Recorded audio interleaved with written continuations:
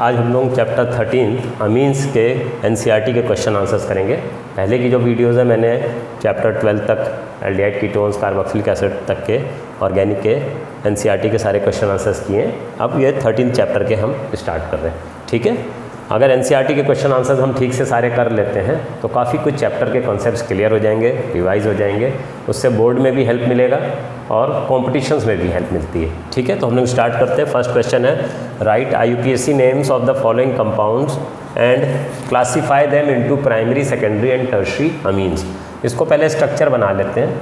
इसके ऊपर NH2 यहाँ लगा हुआ है और यहाँ इस पर एक H है और इस कार्बन पे 2 मिथाइल ग्रुप लगे हुए हैं। Is it okay? अब 1 2 3 तो 2 पे अमीन लगा है। ठीक है, तो हम इसको कह सकते हैं प्रोपन 2 अमीन। इसको कहेंगे प्रोपन 2 अमीन। अब क्योंकि NH2 लगा हुआ है तो इसके अंदर 2 हाइड्रोजन हैं। ठीक है, अगर नाइट्रोजन पे 2 तरफ कार्बन होते तो सेकेंडरी होता, एक ही तरफ लगा है तो ये प्राइमरी है, ये प्राइमरी अमीन है।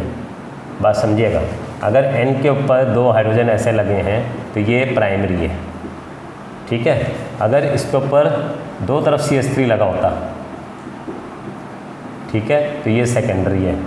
और अगर N के ऊपर 3 तरफ CH3 लगे होते हैं तो वो टर्शियरी अमीन होता है। ये ऐसे होता तो ये टर्शियरी अमीन हो।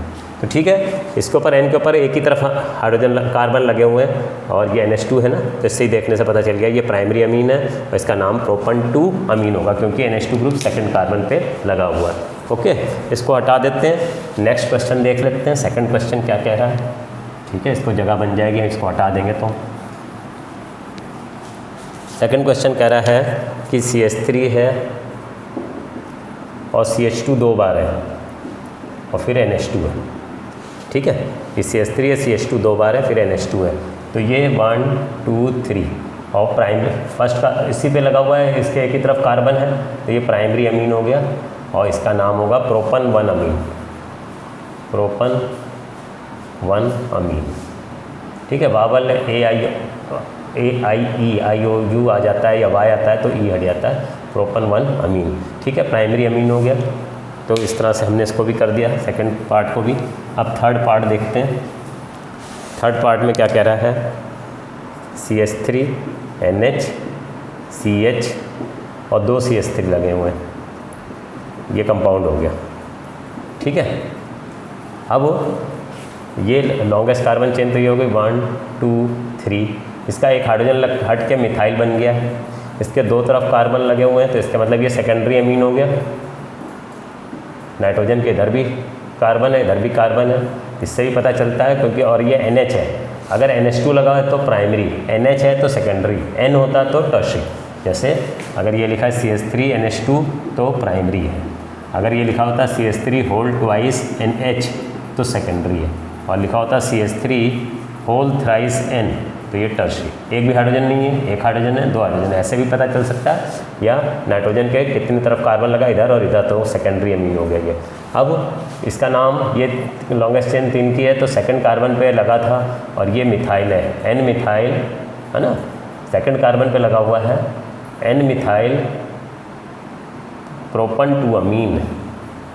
N मिथाइल क्योंकि H हट के मिथाइल लग गया, N मिथाइल, N पे लगा N मिथाइल प्रोपन 2 अमीन। अगर ये नहीं होता तो प्रोपन 2 अमीन होता, इसके ऊपर मिथाइल लग गया है N के ऊपर तो N मिथाइल प्रोपन 2 अमीन। और क्योंकि जिसका ये N इधर, N के एक तरफ कार्बन इधर है, एक तरफ कार्बन इधर है तो 2 तरफ है तो सेकेंडरी अमीन हुआ। ओके, इसको भी हटा देते हैं। अब थर्ड पार्ट देख लेते हैं। सॉरी, थर्ड तो हमने देख ही लिया, फोर्थ पार्ट देखते हैं। फोर्थ पार्ट के अंदर कह रहा है, ये है C के ऊपर एक तरफ H है, इसके ऊपर 2 तरफ CH3 है, बल्कि 3 तरफ CH3 है। C के ऊपर 3 तरफ CH3 है। क्वेश्चन में देख लेते हैं, इसके ऊपर 3 तरफ CH3 है और कौन सा पार्ट है? फोर्थ पार्ट, H नहीं है यहाँ पे, ये है CNH2 है। ठीक है, तो C के ऊपर 3 तरफ CH3 है और इस कार्बन पे NH2 है। ठीक है, NH2 है, सॉरी। तो H2 है तो प्राइमरी हो गया। वैसे भी नाइट्रोजन के एक ही तरफ कार्बन है, दो तरफ तो हाइड्रोजन है, तो ये प्राइमरी अमीन हो गया। अब नाम देंगे 1 2 3, तो ये मिथाइल में चला गया और ये सेकेंडरी अमीन है, और ये मतलब है प्राइमरी अमीन है बट सेकंड कार्बन पे है, तो इसको हम कहेंगे 2 मिथाइल प्रोपन 2 अमीन, 2 मिथाइल प्रोपन 2 अमीन, सेकंड कार्बन पे अमीन है ना, तो 2 मिथाइल प्रोपन 2 अमीन हो गया। ठीक है, फिफ्थ वाले पार्ट को देख लेते हैं, इसको हटा देते हैं। ये फिफ्थ पार्ट कह रहा है C6H5, ये बल्कि इस तरह से हो जाएगा C6H5 NHCH3, इसके एक तरफ कार्बन इधर एक कार्बन उधर है, तो सेकेंडरी अमीन हो गया। ठीक है, अगर ये नहीं होता तो एनिलीन होता, तो इसको हम कह सकते हैं N methyl aniline, N methyl aniline. ठीक है, एन इसका एच हट के CH3 लग गया तो एन पे लगा है CH3, तो एन मिथाइल एनिलीन। अगर ये ना होता एच होता तो एनिलीन होता, तो ये एनिलीन का सब्स्टिट्यूट करके बना है एच हटा के, तो एन मिथाइल एनिलीन, और नाइट्रोजन के इधर भी कार्बन तो सेकेंडरी अमीन है। तो फिफ्थ एंड सिक्स्थ हो गए हमारे, सॉरी फोर्थ एंड फिफ्थ हो गए, इन दोनों को हटा देते हैं। फिर नेक्स्ट क्वेश्चन देख लेते हैं, सिक्स्थ एंड सेवन्थ हैंगे हमारे बचे हुए पार्ट्स, उनको देख लेते हैं। सिक्स्थ पार्ट क्या कह रहा है कि एन के ऊपर एक तरफ तो CH3 लगा है और दो तरफ C2H5 लगे हैं, C2H5, तो एन के तीनों तरफ कार्बन लगे हैं, तो ये टर्शियरी अमीन हो गया। ठीक है, अब अगर इसको हम इस तरह से मान के चलें, तो अगर इसको देखते तो ये ईथान अमीन होता, इसका एक एच हट के मिथाइल लगा और एक एच हट के इथाइल लगा है, तो इसको हम कह सकते हैं एन मिथाइल ईथान अमीन। अगर ये दोनों ना लगे होते तो ईथान अमीन होता, एक हाइड्रोजन हटा के मिथाइल लग गया, एक हाइड्रोजन हटा के इथाइल लग गया, तो एन मिथाइल ईथान अमीन। इसको कहेंगे एन मिथाइल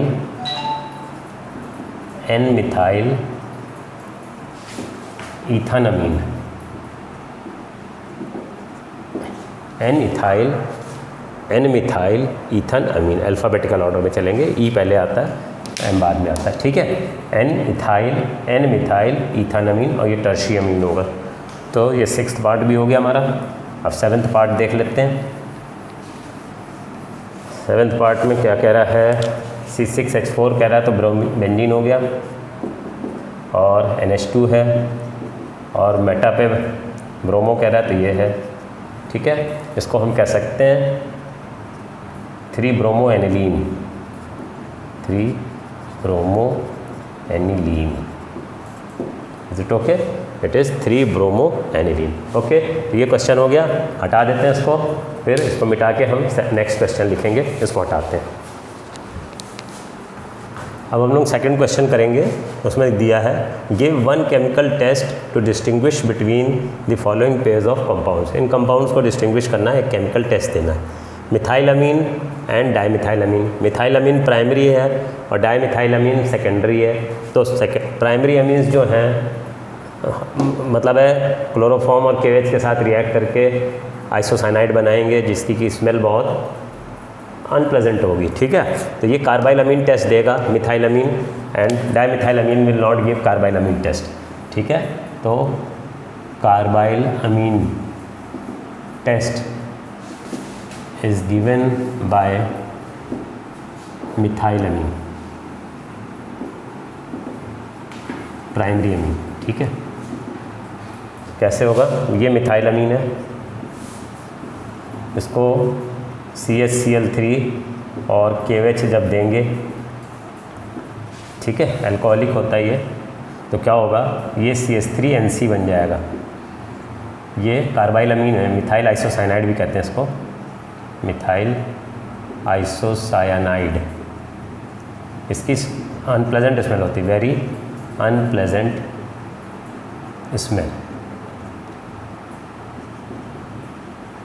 ठीक है, तो इसी से हमें पता चलता है KCl एंड वाटर बनता है। तो प्राइमरी अमीन्स को जब भी कार्बाइलअमीन टेस्ट करोगे, मतलब क्लोरोफॉर्म और KOH के साथ रिएक्ट कराओगे तो वेरी अनप्लेजेंट स्मेल निकलेगी। तो क्योंकि कार्बाइलअमीन बन जाता है या आइसोसाइनाइड बन जाता है, प्राइमरी में होगा, बट ये टेस्ट सेकेंडरी अमीन्स नहीं देते। तो methylamine will give carbylamine test, whereas dimethylamine will not give this test. ठीक है, तो उसमें कोई अनप्लेजेंट स्मेल आएगी नहीं, रिएक्शन ही नहीं होगा। तो ये दोनों डिस्टिंग्विश हो जाएंगे। एक तो कार्बाइलअमीन टेस्ट से हम डिस्टिंग्विश कर सकते हैं, और एक और तरीका है कि जो प्राइमरी अमीन्स होते हैं वो हिंसबर्ग टेस्ट में, और सेकेंडरी अमीन्स को हिंसबर्ग टेस्ट से हम डिस्टिंग्विश कर सकते हैं।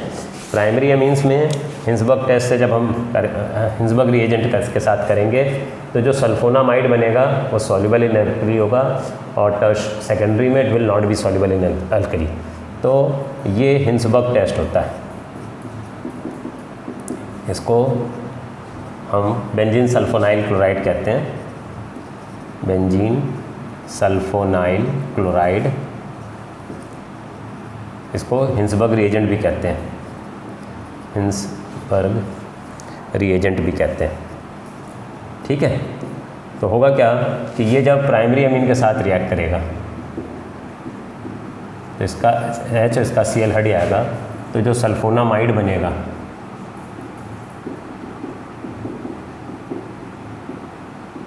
ये, इसमें एक तरफ H है, तो दिस सल्फोनामाइड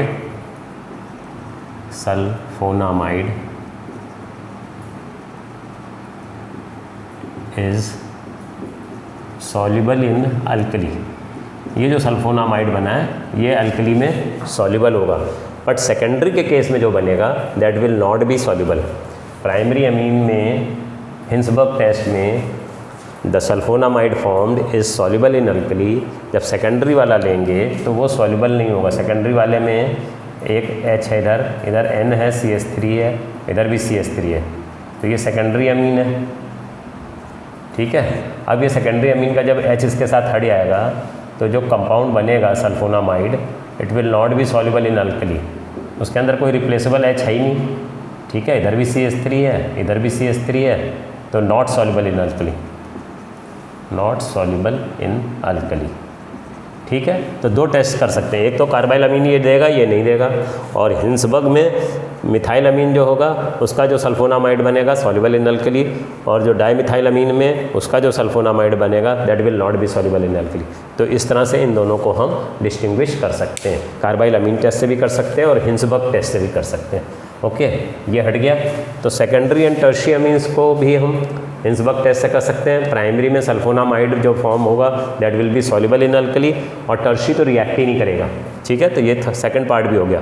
सेकेंडरी अमीन को हम डिस्टिंग्विश कर सकते हैं by Hinsberg test. Hinsberg test में जो सेकेंडरी अमीन रिएक्ट करेगा तो उसका जो सल्फोनामाइड बनेगा it will not be soluble in alkali, whereas the tertiary amines will not react with Hinsberg reagent.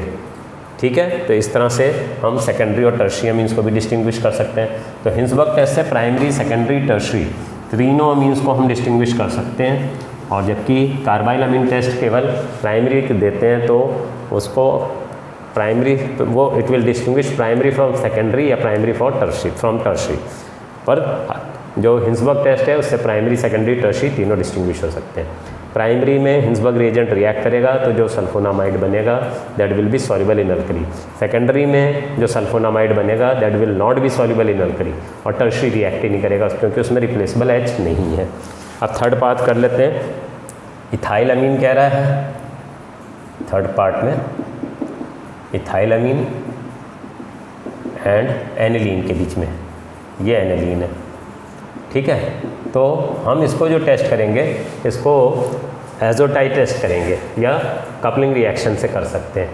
Okay जी, क्योंकि ये जो इथाइलअमीन है कपलिंग रिएक्शन नहीं देगा और एनिलीन जो है कपलिंग रिएक्शन देगा। तो एनिलीन को हम पहले NaNO2 + HCl दे देंगे।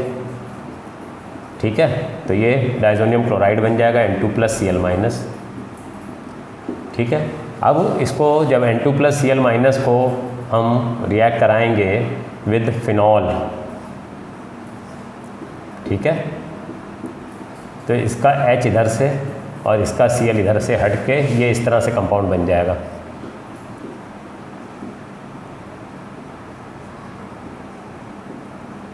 इसको इसको कहते हैं पैरा हाइड्रोक्सी एजोबेंजीन, ठीक है, इसको ऑरेंज डाई भी कहते हैं। तो हम क्या कहेंगे कि aniline will give coupling reaction या aniline will give orange dye with diazonium chloride, whereas ethylamine will not.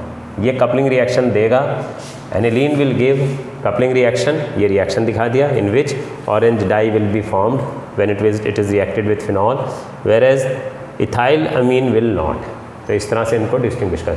जब भी हमें बेंजीन रिंग के ऊपर NH2 लगा होगा तो हमको कपलिंग वाले टेस्ट से हम इसको डिस्टिंग्विश कर सकते हैं, क्योंकि फिनॉल के केस में ऑरेंज डाई बनेगा, और अगर NH2 N2Cl को, अगर NH2 को एनिलीन को डायरेक्ट N2Cl के साथ करा दे तो भी हो जाएगा। उसके केस में क्या होगा, येलो डाई बनता है। आप यूँ भी कर सकते हो कि जब भी एनिलीन को N2Cl से रिएक्ट करेंगे तो येलो डाई होगा। तो आप ऐसे भी कर सकते हो कि aniline will give yellow die with coupling reaction with diazonium chloride. ये एनिलीन ले लिया हमने और ये N2+Cl- ले लिया, बेंजीन डाइजोनियम क्लोराइड ले लिया, डाइजोनियम क्लोराइड, ठीक है। इसको जब हमने एनिलीन से रिएक्ट कराया, ऐसे डायरेक्ट भी करा सकते हैं एनिलीन से, तो ये हट जाएगा। पिरिडीन के प्रेजेंस में करते हैं क्योंकि HCl हट रहा है ना, तो पिरिडीन के प्रेजेंस में कर लेंगे पायरिडीन। तो क्या होगा कि ये कपल जुड़ जाएगा और ये जुड़ने के बाद येलो डाई बन जाएगा, ठीक है। तो इसको कहते हैं पैरा अमीनो एजोबेंजीन, ये येलो होता है, येलो डाई, ठीक है। तो ये कर लो चाहे, हम कहेंगे कि aniline will react with benzene diazonium chloride to form yellow dye, whereas ethylamine will not. तो इस तरह से इथाइलअमीन को और एनिलीन को हम डिस्टिंग्विश कर सकते हैं, ठीक है। इसको कपलिंग रिएक्शन भी कहते हैं, ठीक है। तो ये हमारा थर्ड पार्ट भी हो गया। अब फोर्थ पार्ट देखते हैं। फोर्थ पार्ट में कह रहा है कि एनिलीन एंड बेंजाइलअमीन, फोर्थ पार्ट में एनिलीन को एंड बेंजाइलअमीन को, CH2NH2। तो ध्यान दीजिए, ये जो है कपलिंग रिएक्शन देगा एंड बेंजाइलअमीन विल नॉट। तो इसमें आपको यही लिखना पड़ेगा कि aniline will give coupling reaction in which yellow dye will be formed, whereas in case of benzylamine it will not give this coupling reaction, hence no orange dye, no yellow dye will be formed in its case, hence both of them can be distinguished। तो हम कहेंगे aniline coupling reaction देगा, yellow dye बनेगा, जबकि benzylamine नहीं react करेगा and it will not give this test, ठीक है। तो ये हटा देते हैं। तो आपका फोर्थ पार्ट हो गया। अब आ जाते हैं फिफ्थ पार्ट पे। Aniline and N methyl aniline कह रहा है। एनिलीन तो ये सब हटा देते हैं, फिफ्थ पार्ट देखते हैं, फोर्थ पार्ट हटा देते हैं ये भी।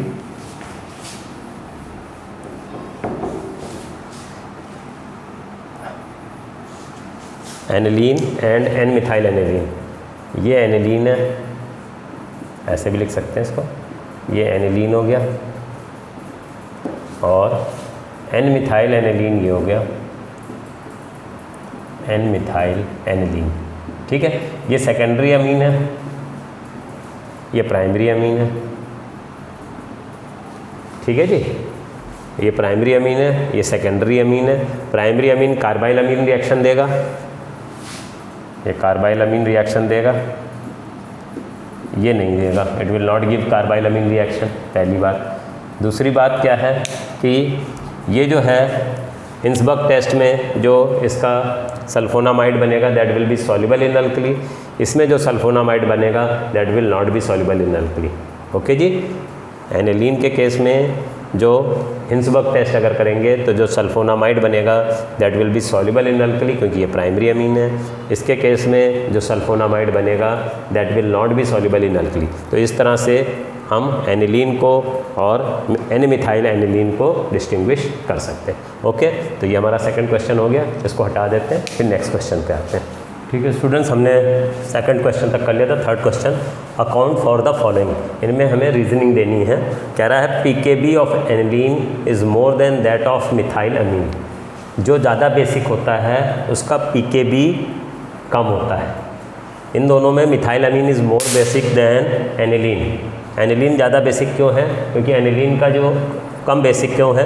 क्योंकि एनिलीन का जो लोन पेयर है वो नाइट्रोजन से बेंजीन रिंग में चला जाता है बिकॉज ऑफ रेजोनेंस।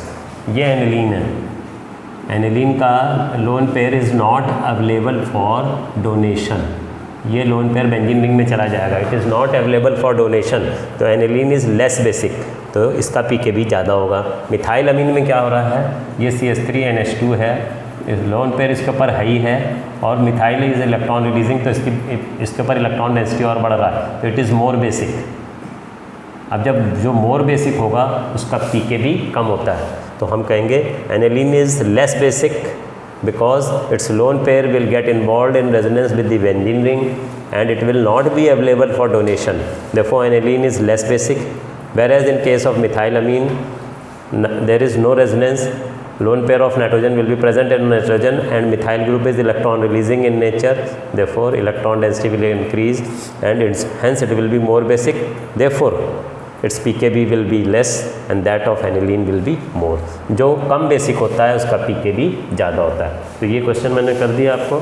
अब इसको हटा देते हैं तो जगह बन जाएगी सेकंड पार्ट समझाने में। नेक्स्ट क्वेश्चन क्या है?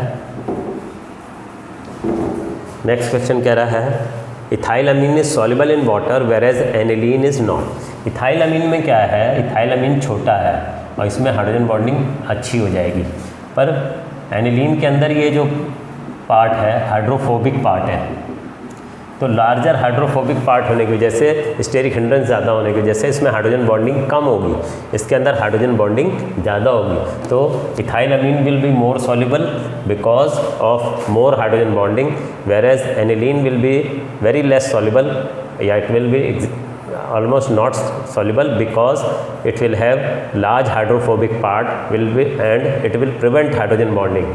हाइड्रोफोबिक पार्ट जब बड़ा होगा तो हाइड्रोजन बॉन्डिंग ना के बराबर होगी और इसके अंदर ये छोटा है तो इसके अंदर स्टेरिक हिंड्रेंस कम है, हाइड्रोजन बॉन्डिंग ज़्यादा होगी। तो इसलिए ethyl amine is more soluble in water because of more hydrogen bonding and in case of aniline hydrophobic part is quite large, therefore hydrogen bonding is not possible, hence it will not be soluble. ठीक है, अब third part देख लेते हैं। Third part में कह रहा है कि methyl amine in water reacts with ferric chloride to precipitate hydrated ferric oxide. Methyl amine जो है ना वो वाटर के साथ रिएक्ट करके OH आयंस बनाएगी।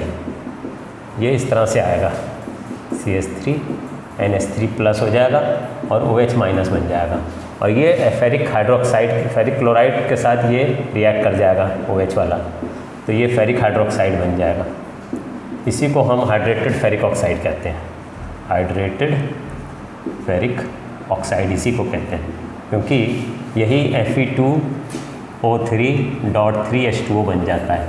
अगर इसको हम यहाँ पे 2 ले लें तो 2 आयरन हो गया, ऑक्सीजन 6 हो गए और ऑक्सीजन 6 हो गए और 6 हाइड्रोजन हो गए, तो हाइड्रेटेड फेरिक ऑक्साइड इसी को कहते हैं। तो हम क्या कहेंगे कि कोई भी अमीन जब वाटर से रिएक्ट करता है तो OH आयंस रिलीज़ करेगा, वो OH आयंस फेरिक क्लोराइड के साथ रिएक्ट करके हाइड्रेटेड फेरिक ऑक्साइड बनाएंगे। तो इसने कहा है ना methyl amine in water reacts with ferric chloride to precipitate hydrated ferric oxide. तो हमको पहले ये रिएक्शन दिखाना पड़ेगा कि methyl amine will react with water to form OH ions. This OH ions will react with the ferric chloride to form hydrated ferric oxide. तो ये reaction लिख के समझाना पड़ेगा आपको, ठीक है। तो थर्ड क्वेश्चन हो गया हमारा। अब फोर्थ पार्ट पे आ जाते हैं। फोर्थ पार्ट हमसे क्या कह रहा है? फोर्थ पार्ट में कह रहा है although amino group is ortho and para directing in aromatic electrophilic substitution reactions, aniline on nitration gives a substantial amount of meta-nitroalanine। ठीक है, जैसे ये एनिलीन है, एनिलीन पे NH2 ग्रुप लगा होता है और ये ऑर्थो पैरा डायरेक्टिंग होता है, क्योंकि जब इसको इलेक्ट्रॉन देगा तो इलेक्ट्रॉन डेंसिटी यहाँ पे बढ़ जाएगा, तो इलेक्ट्रोफाइल आके यहाँ यहाँ या यहाँ लगना चाहिए। बट ये कह रहा है कि जब हम हाईली एसिडिक मीडियम में, ठीक है, ऑन नाइट्रेशन गिव्स सब्सटेंशियल, अब इसको concentrated HNO3 and concentrated H2SO4 देंगे नाइट्रेशन कर रहे हैं, तो हाईली एसिडिक मीडियम में क्या होगा कि हमें उम्मीद थी कि खाली NO2 ऑर्थो एंड पैरा पे लगना चाहिए, बट इसके अंदर क्या होता है 51% पैरा नाइट्रो एनिलीन बनेगा, पैरा नाइट्रो एनिलीन, और 47% आपका मेटा नाइट्रो एनिलीन बन जाता है, मेटा नाइट्रो एनिलीन 47%। तो ये प्रॉब्लम है कि कैसे बना, इसको कहते हैं मेटा नाइट्रो एनिलीन, और 2% केवल बनेगा ऑर्थो नाइट्रो एनिलीन। तो क्वेश्चन इसी पे है, 2% ऑर्थो नाइट्रो एनिलीन, क्वेश्चन इसी के ऊपर है कि substantial amount of Meta nitro aniline क्यों बन रहा है, ये इतना सारा क्यों बन गया, इसके ऊपर एतराज़ है। तो हम इसमें क्या कहेंगे, हालांकि बनना चाहिए था ऑर्थो एंड पैरा वाला, बट जब हाईली एसिडिक मीडियम होगा तो aniline will change into anilinium ion, हम कहेंगे aniline will change into anilinium ion, इसका H+ इसके ऊपर आ जाएगा। एनिलीनियम आयन जो होता है वो इलेक्ट्रॉन विड्रॉइंग होगा, तो उसकी वजह से वो मेटा डायरेक्टिंग हो जाएगा, ठीक है।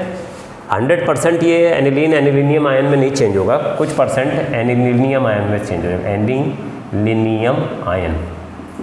अब जो एनिलीनियम आयन है वो मेटा डायरेक्टिंग हो गया, तो उसकी वजह से मेटा नाइट्रो एनिलीन बन रहा है, और 100% तो हो नहीं रहा है, तो जितना % हो जाएगा तो वो मेटा नाइट्रो एनिलीन बना देगा, और बचा हुआ जो एनिलीन है वो पैरा एंड ऑर्थो बनाएगा। पैरा वाला ज़्यादा बनता ही है क्योंकि उसके अंदर स्टेरिक हिंड्रेंस कम होती है। तो हमें मेनली आंसर इसमें क्या देना है कि substantial amount of Meta nitro aniline क्यों बन रहा है, जबकि NH2 group is ortho para directing for electrophile. तो हम ये कहेंगे in the presence of highly acidic medium anilinium ion will be formed. These anilinium ion are electron withdrawing in nature, therefore they are meta directing, hence 47% meta nitro aniline will be formed.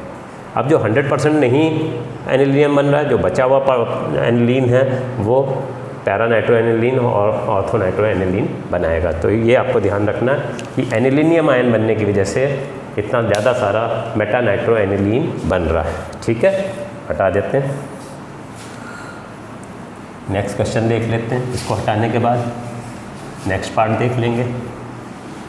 हमारा 4th part तक हो गया है, ठीक है। तो अब हम 5th पार्ट पे आ जाएंगे। 5th पार्ट को देखते हैं 2 मिनट में बस। 5th पार्ट क्या कह रहा है, 5th पार्ट कह रहा है कि aniline does not undergo Friedel Crafts reaction. ये जो एनिलीन है ये फ्रीडल क्राफ्ट रिएक्शन इसमें नहीं होगा। CH3Cl देंगे एनहाइड्रस AlCl3 के प्रेजेंस में, तो ये रिएक्शन नहीं होगा। क्यों नहीं होगा, बात समझिएगा। एनिलीन के ऊपर लोन पेयर है नाइट्रोजन पे, और ये इलेक्ट्रॉन डेफिशिएंट है, ये दोनों आपस में एडक्ट बना लेंगे, ठीक है। Aniline and AlCl3 form an adduct, और वो एडक्ट इलेक्ट्रॉन विड्रॉइंग हो जाएगा, और जब इलेक्ट्रॉन विड्रॉइंग हो जाएगा तो बेंजीन रिंग डीएक्टिवेट हो जाएगी। तो उसकी वजह से क्या होगा कि जब इसके ऊपर पॉजिटिव चार्ज चढ़ जाएगा तो पॉजिटिवली चार्ज मिथाइल ग्रुप उसके ऊपर आके लग नहीं पाएगा। आपको सिंपली ये कहना है कि electron rich aniline will combine with electron deficient AlCl3 which is the catalyst of Friedel Crafts reaction. Friedel Crafts reaction का कैटलिस्ट है जो, due to which an adduct will be formed which is electron withdrawing in nature, therefore because of that benzene ring will get deactivated and further reaction will not take place।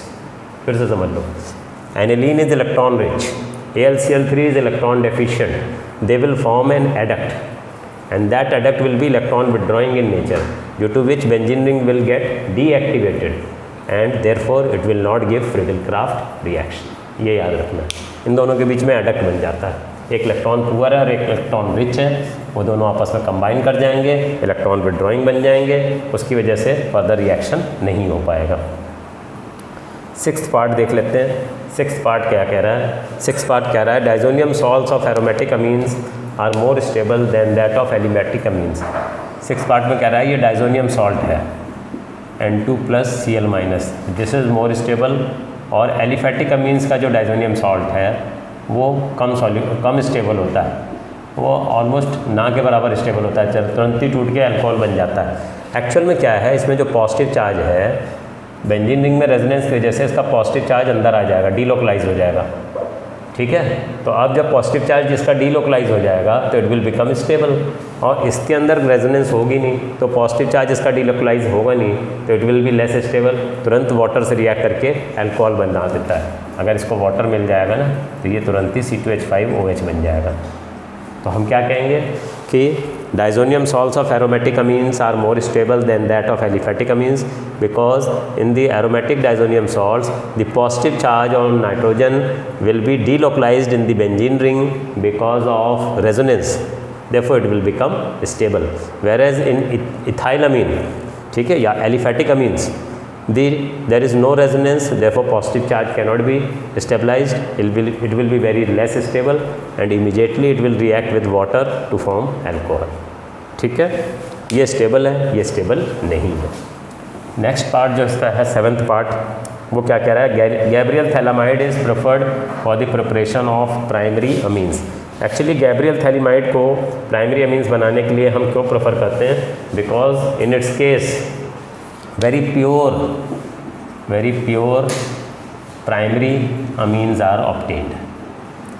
उसके case में बहुत pure primary amines मिलते हैं, secondary और tertiary की कोई उसके अंदर कॉन्टेमिनेशन नहीं होती है, इसलिए गैब्रियल थैलामाइड सिंथेसिस को हम प्राइमरी अमीन्स बनाने के लिए प्रेफर करते हैं क्योंकि हमें एकदम प्योर फॉर्म में अमीन्स मिलेंगे। ठीक है, तो हम यहीं तक रखते हैं 3rd क्वेश्चन तक। नेक्स्ट जो क्वेश्चन है 4th क्वेश्चन हम दूसरे वीडियो में बनाएंगे। ठीक है, तो हमारी वीडियो को लाइक करिए और इसको आपस में औरों को भी शेयर करिए और बच्चों की हेल्प के लिए भी।